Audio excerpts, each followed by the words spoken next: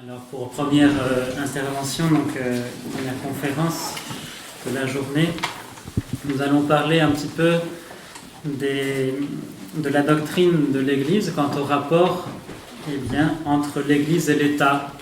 Donc c'est une question bien sûr très importante.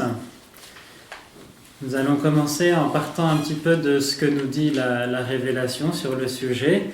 Donc vous savez que pour chaque doctrine de l'Église, les sources, ce sont la Sainte Écriture et la tradition. Alors, pour la Sainte Écriture, tout d'abord, si la royauté sociale de notre Seigneur Jésus-Christ apparaît de façon explicite dans la Sainte Écriture, comme l'expose en particulier le pape Pie XI dans l'encyclique Quas Primas, sur le Christ roi, justement, en revanche, la doctrine de la dépendance de l'État vis-à-vis de l'Église, qui n'en est qu'une conséquence, n'apparaît pas explicitement dans la Sainte Écriture. Donc, que fait-on quand justement quelque chose n'est pas explicite dans la Sainte Écriture ? Il reste encore la tradition de l'Église. Alors, représentant de la tradition, nous avons tout d'abord les pères de l'Église. Dans les premiers siècles. Donc les pères de l'Église distinguent bien les deux pouvoirs. Donc le pouvoir ecclésiastique d'une part, le pouvoir spirituel, et le pouvoir civil ou pouvoir temporel. Mais voilà, les pères insistent pour dire que le prince, temporel, doit protéger par ses lois la morale et la religion. Donc l'Église, bien sûr, quand il parle de religion, pour eux, ce n'est pas n'importe quelle religion, c'est la religion révélée, la religion de notre Seigneur Jésus-Christ. Et les deux pouvoirs ne doivent pas être séparés, mais subordonnés. Alors on a en particulier saint Ambroise, qui a une petite phrase latine, « Imperator intra ecclesiam non supra ecclesiam est », une petite phrase, mais qui signifie « l'empereur n'est pas au-dessus de l'Église, mais dans l'Église ». Donc là, il parle de l'ordre normal des choses. Donc l'ordre normal des choses, c'est la chrétienté, donc on y reviendra. Donc l'empereur n'est pas au-dessus de l'Église, mais dans l'Église. Ensuite, je résume par cette citation de saint Ambroise un peu les pères de l'Église. On va voir maintenant comment cette doctrine s'est précisée à travers le Moyen-Âge. Vous savez que l'Église précise sa doctrine au fur et à mesure des temps, non pas qu'elle change sa doctrine, mais elle vient préciser par rapport aux erreurs qui naissent à chaque époque, et en particulier au Moyen-Âge, on voit des erreurs sur ce sujet, et les papes qui ont dû intervenir de façon énergique pour défendre l'autorité de l'Église et sa liberté. Donc à l'époque médiévale, un très grand représentant de ce combat, c'est le pape Grégoire VII, Saint Grégoire VII, qui va face aux ingérences de l'empereur, en particulier Henri IV, l'empereur Henri IV, il va se faire le champion de la liberté de l'Église contre ce qu'on appelle le césaropapisme. Césaropapisme, comme le suggère déjà le nom, c'est l'empereur qui finalement remplit un peu la fonction du pape dans ses États, c'est-à-dire qu'entre autres il va nommer les évêques, etc., indépendamment du souverain pontife, ce qui fait évidemment que ce ne sera pas pour le bien de l'Église, parce que il va choisir finalement des personnes que lui il estime qui vont être dans sa dépendance, mais peut-être qu'ils vont être moins des personnes religieuses et donc avec un idéal conforme à celui de l'Église. Donc là, le pape Grégoire VII va vraiment énergiquement résister à Henri IV. Ensuite, le pape Innocent III, on arrive à l'âge d'or de la papauté, c'est l'époque de saint François, de saint Dominique. Donc le pape Innocent III affirme la primauté architectonique, c'est-à-dire qui surplombe un peu les autres pouvoirs, la primauté architectonique du pouvoir spirituel sur le pouvoir temporel, tout en précisant, vous voyez bien sûr, ils posent déjà des distinctions sur lesquelles on va revenir, tout en précisant qu'il ne doit pas, le pouvoir spirituel, empiéter sur le pouvoir temporel quand celui-ci se tient dans ses justes limites. Voilà. Alors on précisera tout cela.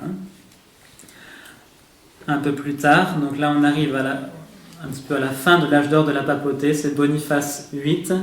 Donc ce pape, vous savez, qui a été giflé par un envoyé de Philippe le Bel, à Nani. Donc Boniface VIII réaffirme cette doctrine dans la bulle Unam Sanctam, donc qui est une bulle un peu de référence sur le sujet des rapports entre l'Église et l'État. Donc il distingue les pouvoirs et il rappelle la subordination des pouvoirs. Il reprend l'image qu'employait Saint Bernard. Saint Bernard parlait des deux glaives, le glaive spirituel et le glaive temporel.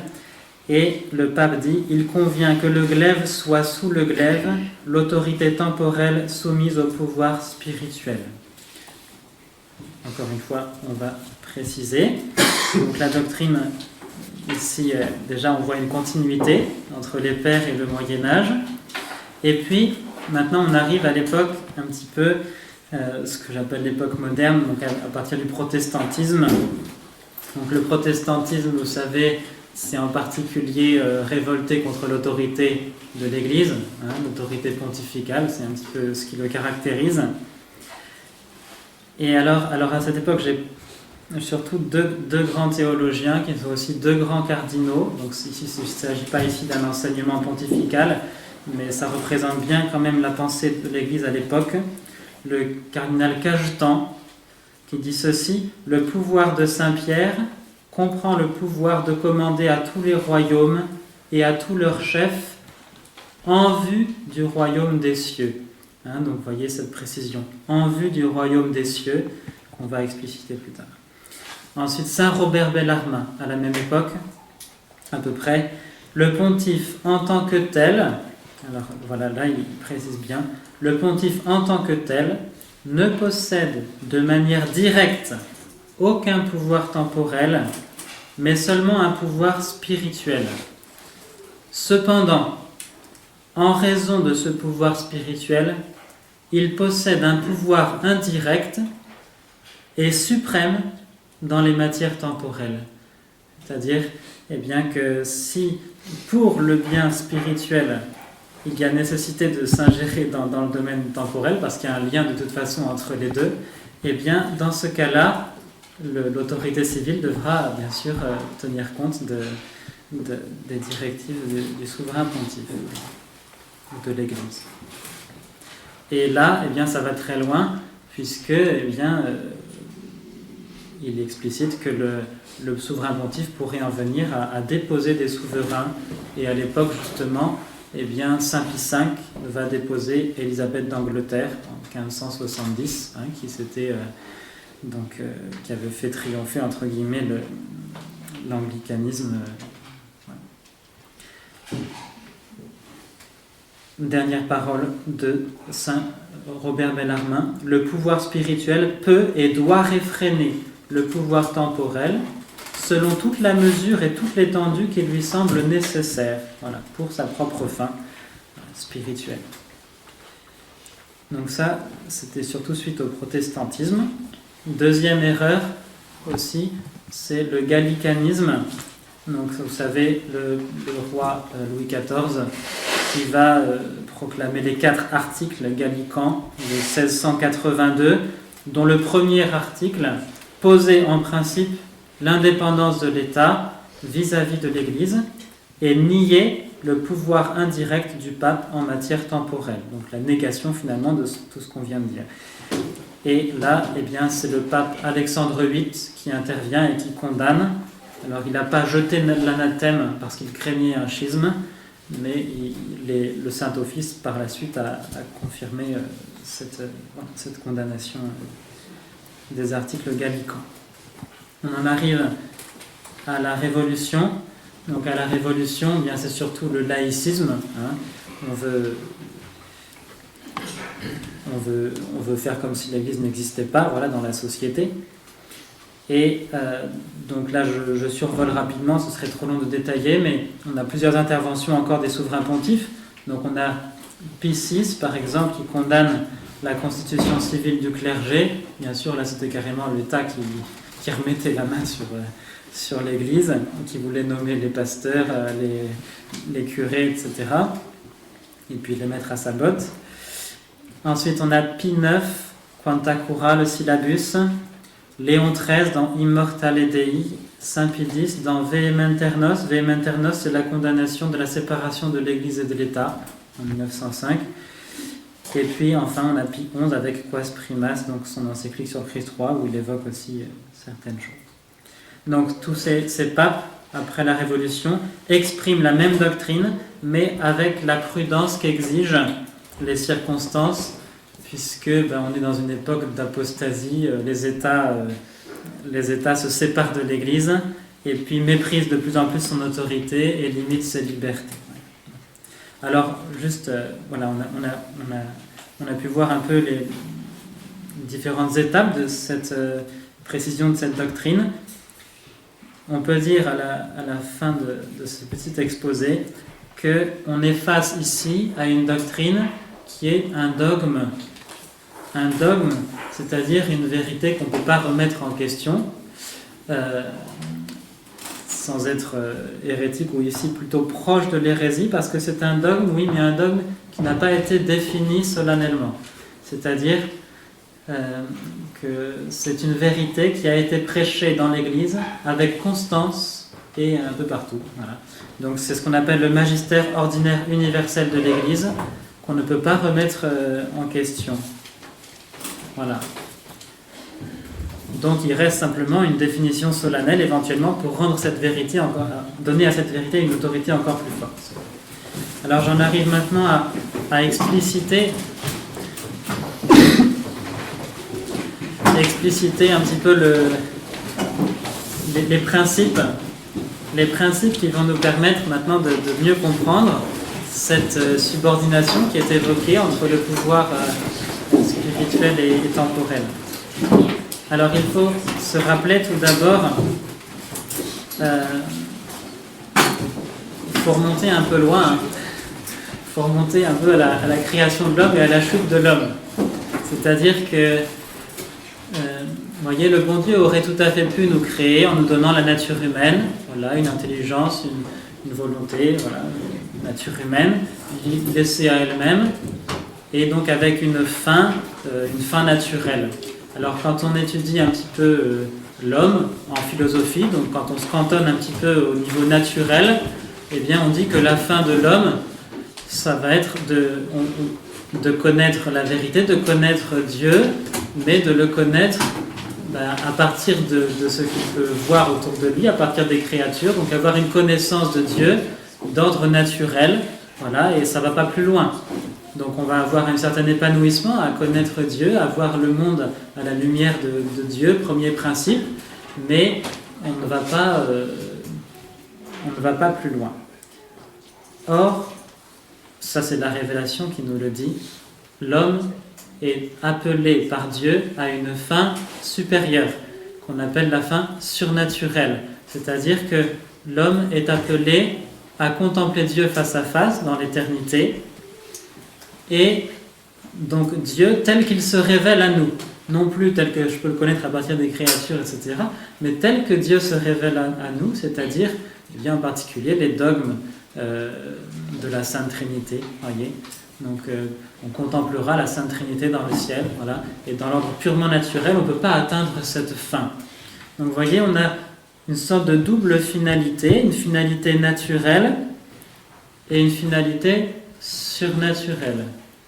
Et l'Église a toujours tenu dans sa doctrine qu'il y a donc ces deux ordres, l'ordre de la nature et l'ordre de la surnature, ou qu'on appelle aussi de la grâce. C'est-à-dire que Dieu nous a donné non seulement la nature humaine, mais il nous a donné aussi une participation à sa vie divine qu'on appelle la grâce. Voilà, c'est comme ça que Saint Pierre l'explicite, une participation à la nature divine. On peut dire entre guillemets comme une seconde nature, qui ne vient pas détruire la première, mais qui vient la surélever pour lui faire atteindre une fin qui dépasse les forces naturelles. Voilà.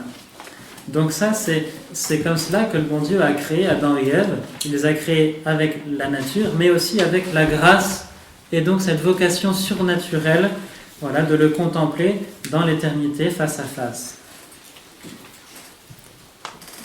Donc on ne peut pas séparer les deux. Et dans l'état concret des choses, il y a les deux. Maintenant, deuxième chose qu'il faut évoquer, c'est le péché originel. Que fait le péché originel? Il fait perdre à Adam et Ève la grâce, donc ils ne peuvent plus parvenir à la fin surnaturelle. Ils perdent la grâce, et deuxièmement, non seulement ils perdent la grâce, mais aussi la nature est blessée. Donc c'est la concupiscence qu'on ressent tous en nous. Voilà, les conséquences du péché, eh bien, la partie inférieure de l'homme se révolte contre la partie supérieure, et on sait le combat que ça exige de nous. Voilà.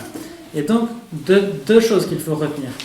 Non seulement on ne peut pas atteindre notre fin surnaturelle sans la grâce du bon Dieu, mais en plus, notre nature elle-même est blessée, donc on ne peut même pas atteindre notre fin naturelle si la grâce ne vient pas la guérir. Donc la grâce a deux effets: guérir la nature blessée et surélever la nature pour nous faire atteindre notre fin surnaturelle. Deux effets, retenez bien ça, sinon on ne comprend pas la doctrine de l'Église. Donc deux effets: elle guérit la nature et elle surélève la nature. Donc dans l'état actuel des choses, c'est ça, on est après le péché originel. Le bon Dieu, par notre Seigneur Jésus-Christ, nous rend sa grâce. La grâce guérit la nature et elle nous permet d'atteindre notre fin surnaturelle. Alors cette grâce, comment est-ce qu'elle nous est donnée? Eh bien, le bon Dieu aurait pu trouver moult façons de nous donner sa grâce. Et dans l'Ancien Testament, il avait trouvé des modalités particulières pour la donner. Mais depuis notre Seigneur Jésus-Christ, eh bien, il y a justement l'Église. La grâce nous est donnée dans l'Église et par l'Église. Donc on comprend bien la nécessité de l'Église. Si nous voulons atteindre notre fin surnaturelle, le salut éternel, et si nous voulons même obtenir notre fin naturelle, et donc pour la société temporelle, c'est justement le bien commun, je ne reviens pas à fond dessus, mais pour obtenir le bien commun social, voilà, purement humain, je dirais, eh bien, même pour cela, au niveau purement naturel, il faut la grâce. Donc il faut l'Église.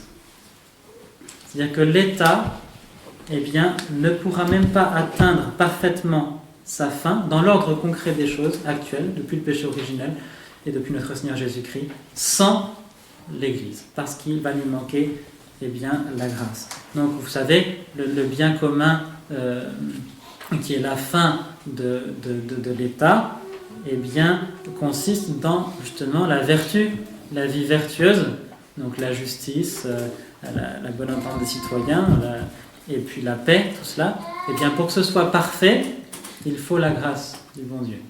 Parce qu'à cause des blessures du péché originel, eh bien, l'État ne pourrait pas l'atteindre. Donc on comprend, eh bien, pourquoi il y a une nécessité, eh bien, que l'Église vienne au secours de l'État. Dans l'état concret, actuel des choses, même si de façon purement abstraite et d'une façon purement philosophique, en faisant abstraction de la révélation, eh bien, on peut dire que l'État est une société parfaite dans son ordre. Eh bien, concrètement, dans l'état de nature déchue et rachetée, c'est-à-dire suite au péché originel et à la venue de notre Seigneur Jésus-Christ, eh bien, l'État n'est pas, dans l'état concret des choses, une société parfaite. En ce sens qu'elle ne peut pas atteindre parfaitement sa fin, le bien commun.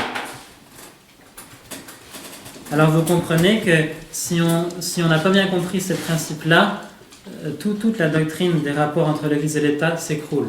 Et on voit qu'effectivement, toutes les erreurs qu'il y a eu au cours du temps sur les rapports entre l'Église et l'État viennent d'une erreur sur les rapports de la grâce et de la nature. Donc, si on nie l'élévation de l'homme à une fin surnaturelle, le rationalisme. Voilà, comme au XIXe siècle, eh bien, l'Église, on n'en a pas besoin, on n'a pas besoin de cette fin surnaturelle. Ensuite, si on nie le péché originel, voilà, donc la nature est bonne, il n'y a pas besoin de la grâce pour la soigner, pour mener une bonne vie, eh bien, c'est pareil, voyez, on n'a pas besoin de l'Église. Donc, ces erreurs-là conduisent à des erreurs sur les rapports entre l'Église et l'État.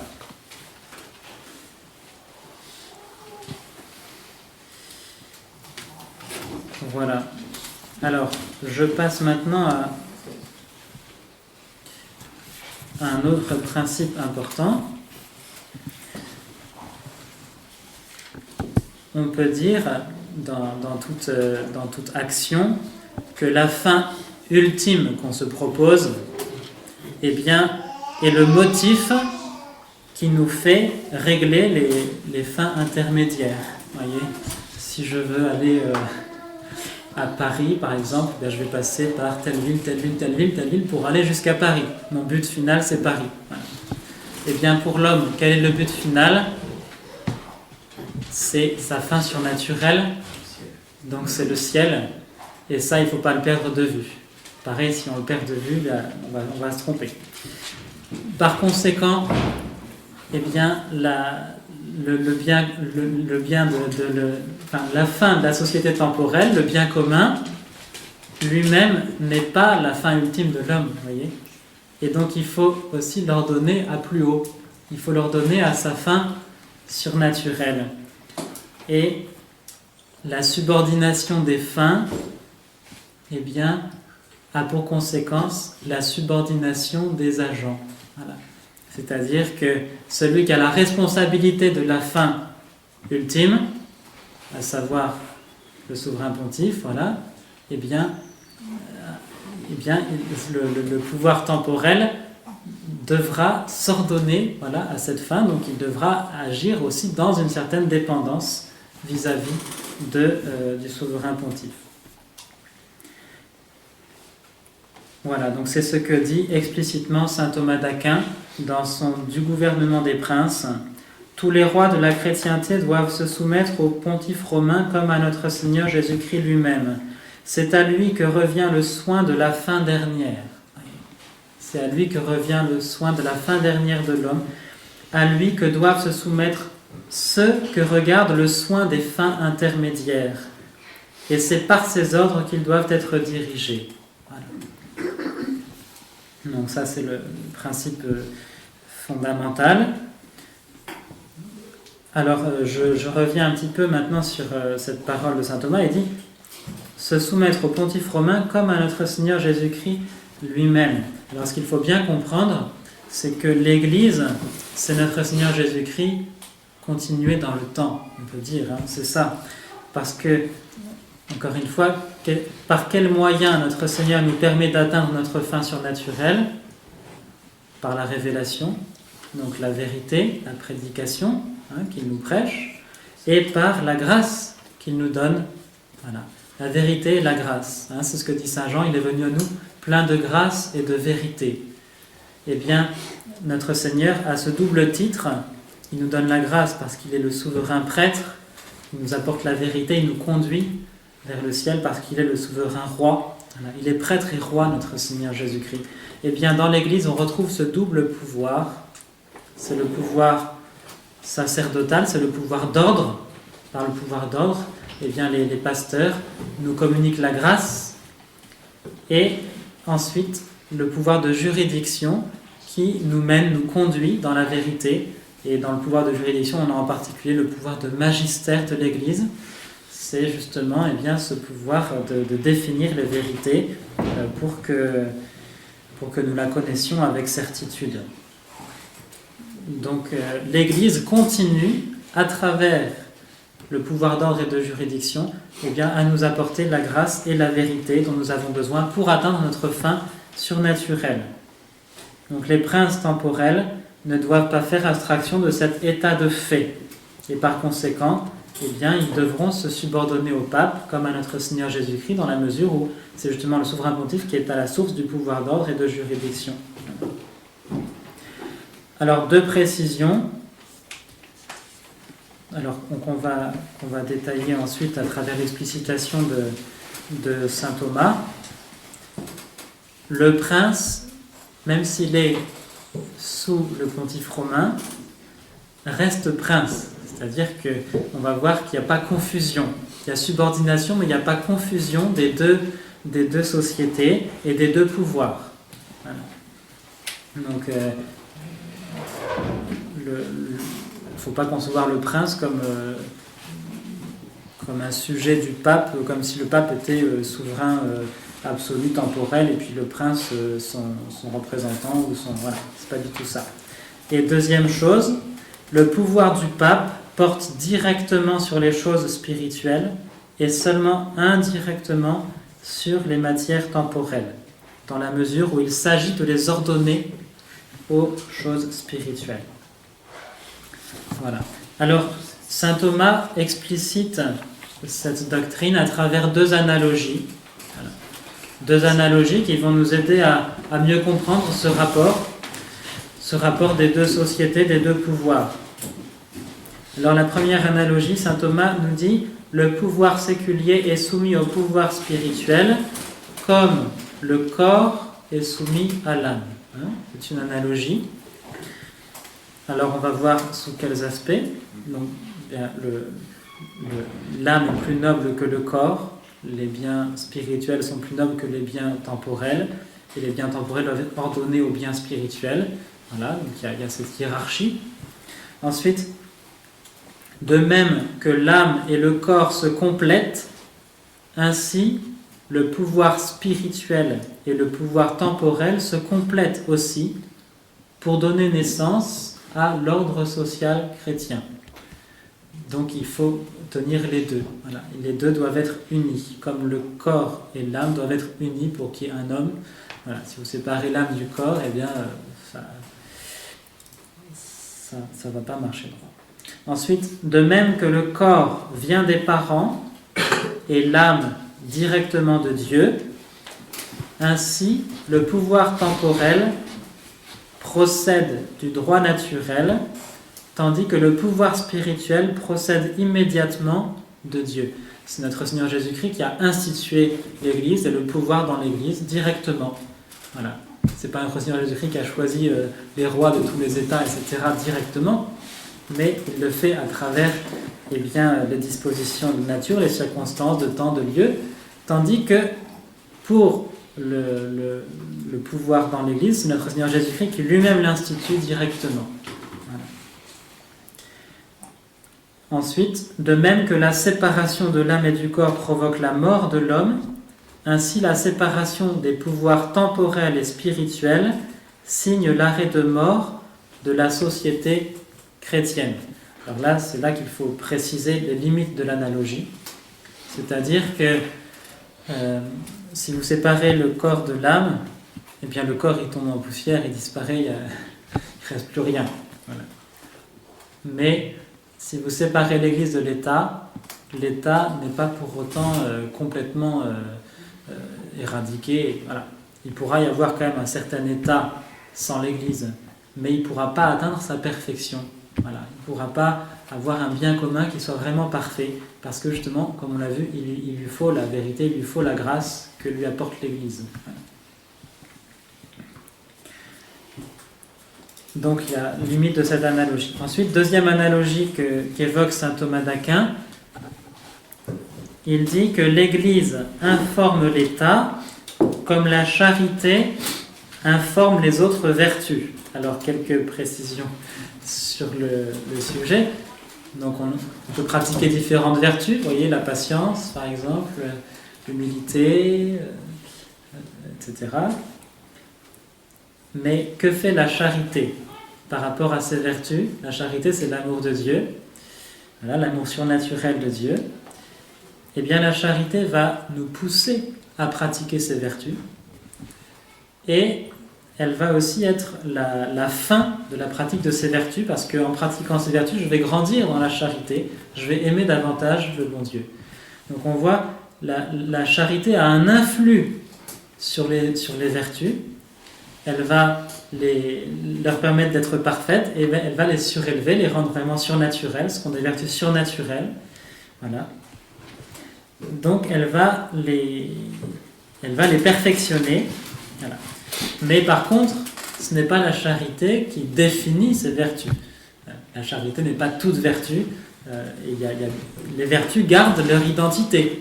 Si je fais un acte de patience, c'est un acte de patience. Mais sous l'influx de la charité, de l'amour de Dieu. Eh bien, c'est pareil dans le rapport de l'Église et de l'État. L'Église n'informe pas l'État comme si elle définissait l'État, vous voyez, où elle vient se fondre avec l'État et ne faire plus qu'un avec lui, non. Mais l'Église, elle va avoir un influx sur l'action de l'État. Voilà. Et elle va le perfectionner, lui faire atteindre sa fin d'une façon plus élevée.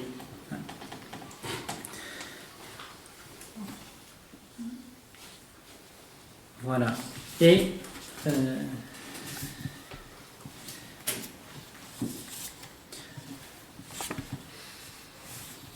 donc voilà un petit peu comment saint Thomas explicite les rapports entre l'Église et l'État, donc à travers ces deux analogies du corps et de l'âme, et puis de la charité par rapport aux autres vertus.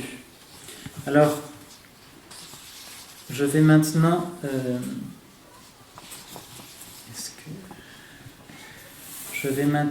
vous donner quelques considérations sur la nouvelle façon de voir les choses depuis Vatican II. Alors d'abord les antécédents. Le Vatican II, donc on peut dire à des antécédents. Tout d'abord, un théologien du Moyen-Âge qui a posé un peu ces principes, Occam. Occam, que dit-il ? Il dit que l'homme possède une fin, un but, une fin personnelle absolue qu'il atteint sans la société. Donc autrement dit, pour Occam, l'homme peut atteindre sa fin mais sans la société, qui en soi n'est pas nécessaire. Voilà. Alors forcément, ça va avoir des conséquences. Deuxième chose qu'affirme Occam, le pouvoir du pape n'est pas le pouvoir divin, donc c'est pas notre Seigneur qui donne le pouvoir au pape, mais c'est positif humain, donc c'est-à-dire que ce sont les hommes dans l'Église qui choisissent un pape, et puis voilà, c'est tout.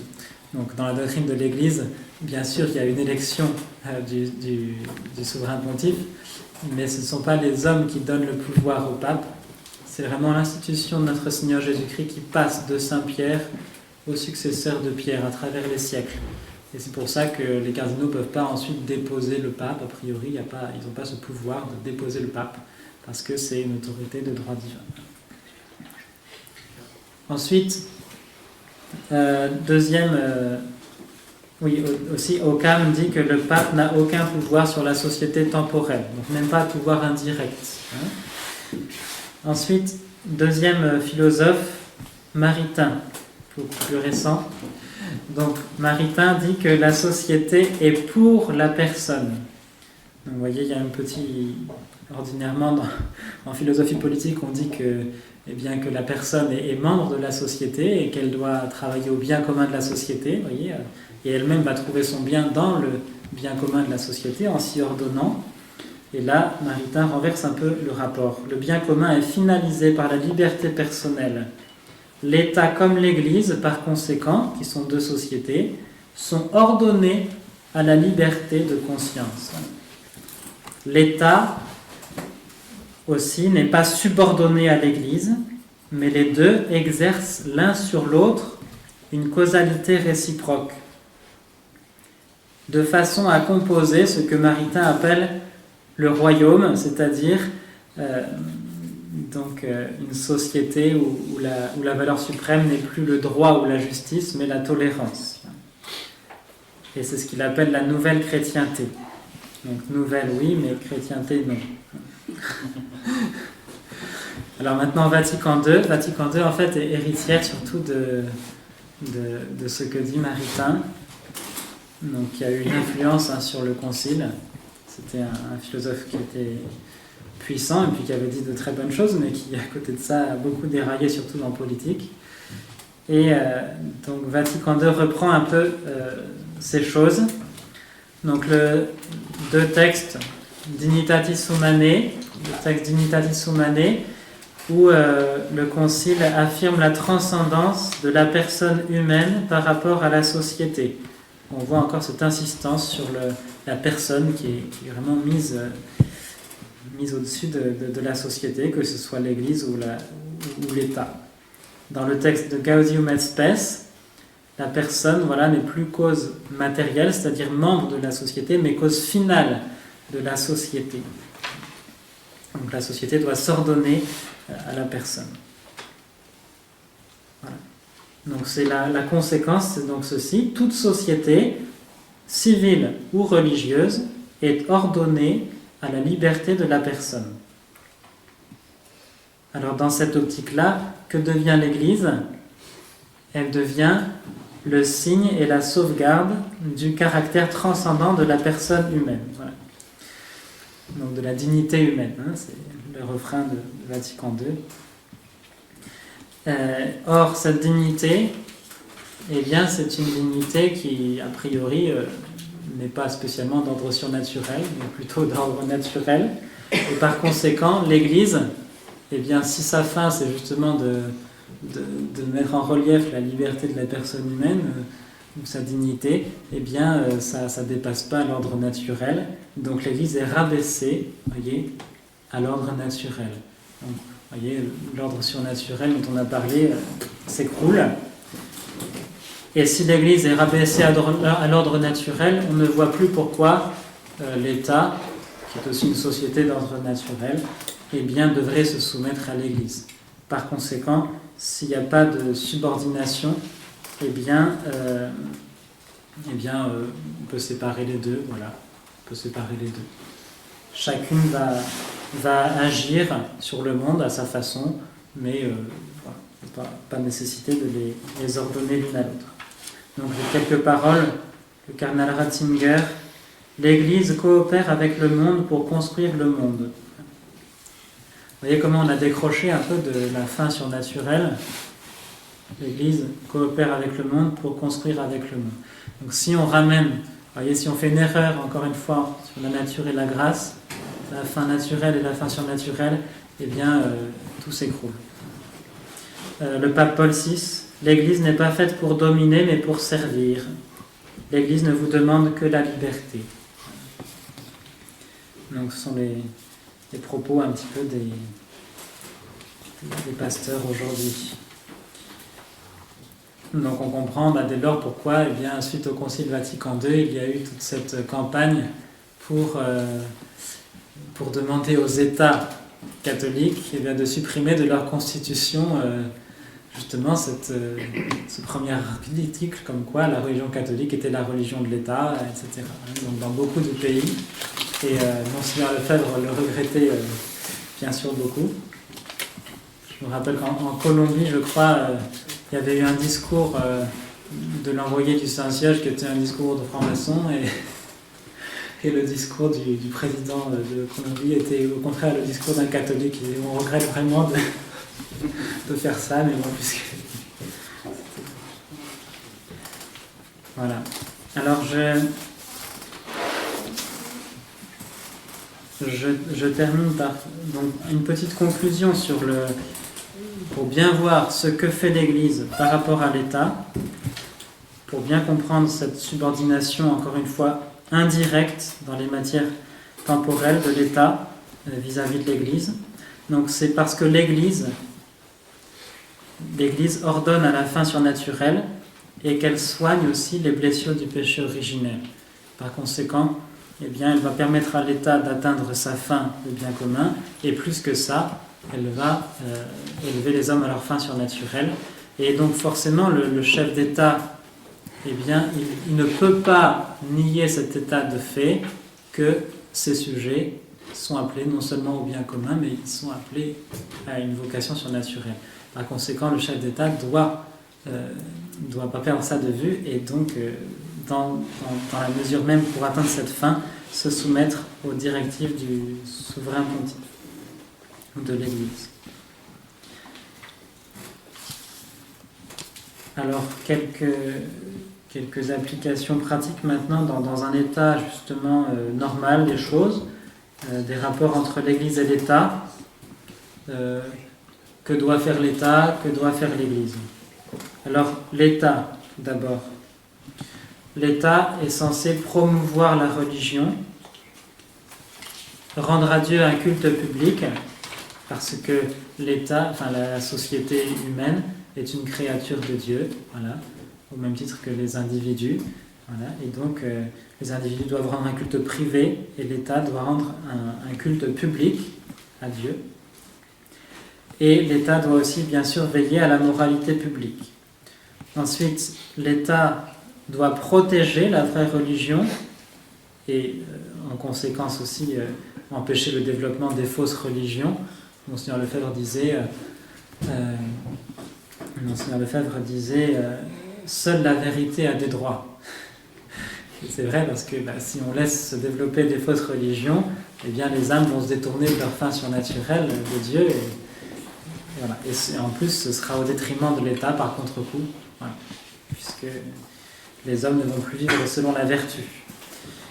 Enfin, l'État doit veiller aussi à l'immunité ecclésiastique, c'est-à-dire que,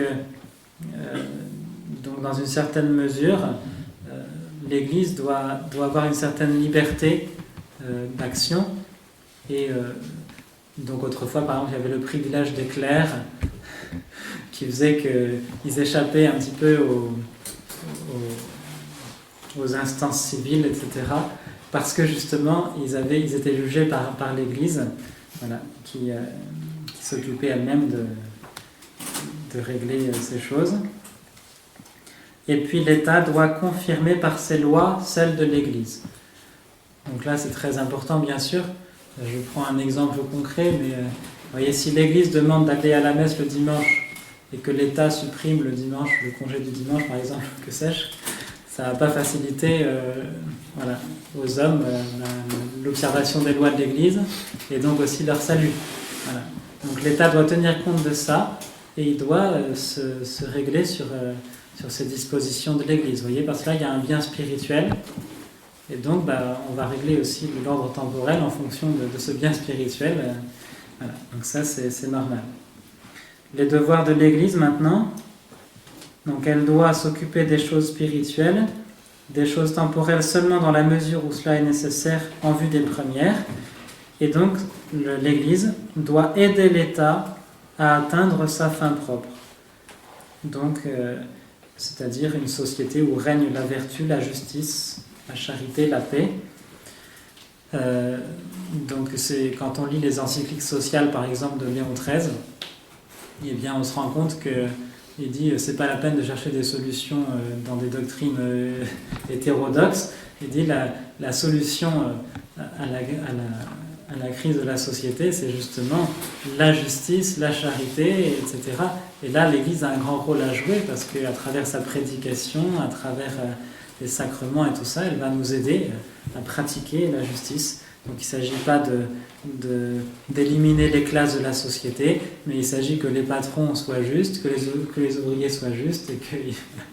Donc c'est très important. Là, l'Église a son rôle à jouer, bien sûr. Alors je fais une ouverture sur la question qu'on peut se poser aujourd'hui, comment envisager les rapports de l'Église et de l'État dans le contexte un petit peu de la crise de l'Église. Alors, déjà, on ne peut pas remettre en question cette doctrine de l'Église, à savoir que l'État doit se subordonner à l'Église avec les précisions qu'on a apportées. Et donc, les chefs d'État, on peut dire au souverain pontife. Quand je dis souverain pontife, il faut distinguer la fonction de la personne. Voilà. Et ça, c'est la distinction fondamentale qui, même aujourd'hui, nous guide dans notre fidélité à la tradition. Parce que eh bien, il n'est pas impossible qu'un pape accomplisse mal son devoir. Voilà. Et donc, bien sûr, dans la mesure même où le pape n'oriente pas bien l'Église et ne continue pas finalement à bien transmettre la vérité et la grâce, eh bien, comme l'a toujours fait l'Église à travers les siècles, et bien dans cette même mesure, l'État bien sûr devra se protéger d'un tel souverain pontife. Voilà. Donc, que devra faire alors ici dans un tel cas un chef d'État? Eh bien, ce que nous faisons, je dirais, à savoir discerner à la lumière de la tradition et puis de la prudence, parce que même dans l'obéissance à un supérieur, on doit obéir de façon prudente, de façon éclairée. Hein. L'obéissance aveugle de façon absolue, ça n'existe pas. Hein. Ce ne serait pas humain.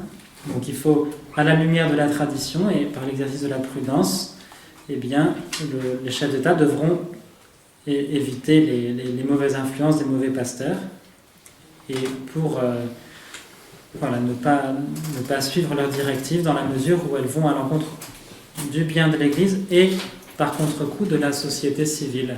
Voilà. Donc je prends un exemple, mais je sais pas moi, la nouvelle messe par exemple. Bon, vous voyez, la nouvelle messe, eh bien, c'est un culte qui n'est pas suffisamment explicitement catholique. Du coup, qui n'honore pas Dieu comme il faut.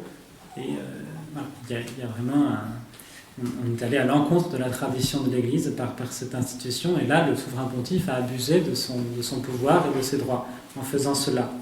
Eh bien, voilà, dans cette même mesure, un chef d'État ne pourra pas encourager ses fidèles, ses sujets à aller à de telles messes. Voilà.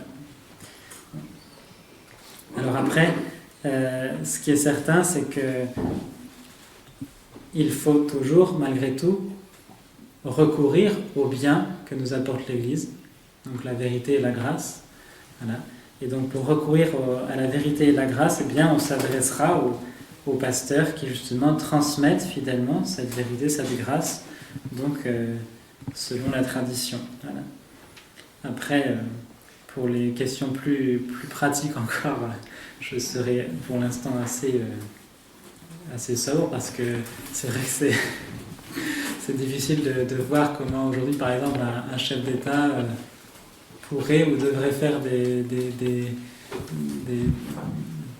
liens avec le Saint-Siège ou que sais-je, dans le contexte actuel. C'est vrai que c'est très on voit mal comment oui, ça s'entend très bien. Ça pourrait se faire de façon très donc ça matière à discussion. Voilà, je crois avoir à peu près fini mon exposé.